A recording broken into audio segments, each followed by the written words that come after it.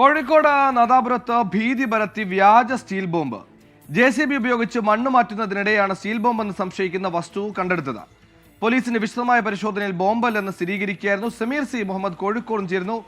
സമീർ, തെരഞ്ഞെടുപ്പ് കാലമാണ്. ചെറിയ വ്യാജ സന്ദേശങ്ങൾ പോലും അല്ലെങ്കിൽ ചെറിയ വ്യാജ വാർത്തകൾ പോലും വലിയ പ്രത്യാഘാതങ്ങൾ ഉണ്ടാക്കും. വിശദാംശങ്ങൾ.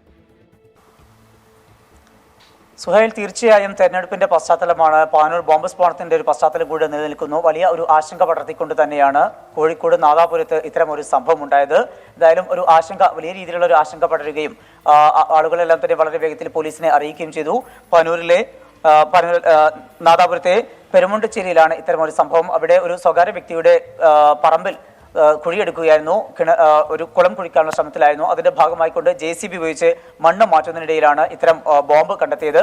ഈ സ്റ്റീൽ ബോംബ് എന്ന് സംശയിക്കുന്ന വസ്തു കണ്ടെത്തുകയും അത് പോലീസിൽ അറിയിക്കുകയും ചെയ്തു. പോലീസ് എത്തുകയും അതോടൊപ്പം തന്നെ അവിടെ ഡോഗ് സ്ക്വാഡും ബോംബ് സ്ക്വാഡും എത്തുകയും ചെയ്തു. പോലീസ് അത് കസ്റ്റഡി എടുത്തു, വിശദമായിക്കൊണ്ട് പരിശോധിച്ചു. ആ പരിശോധനയിലാണ് ഈ കണ്ടെത്തിയ ബോംബ് അല്ല എന്നതും, ഈ കണ്ടെത്തിയ വസ്തു സ്റ്റീൽ ബോംബിന്റെ കണ്ടെയ്നറാണ്. പക്ഷെ അതിനകത്തുള്ളത് മറ്റേ രാസവസ്തുക്കളല്ല, കെമിക്കലല്ല എന്നുള്ള കാര്യവും അതുപോലെ സ്ഫോടക വസ്തു അല്ല എന്നുള്ളതും സ്ഥിരീകരിച്ചത്.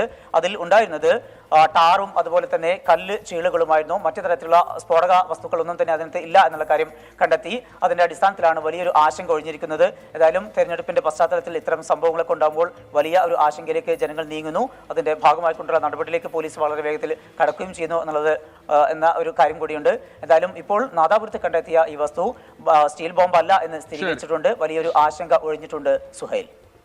സമീർ സി മുഹമ്മദാണ് കോഴിക്കോട് എന്ന വാർത്തകൾ വിശദാംശങ്ങൾ നൽകിയത്.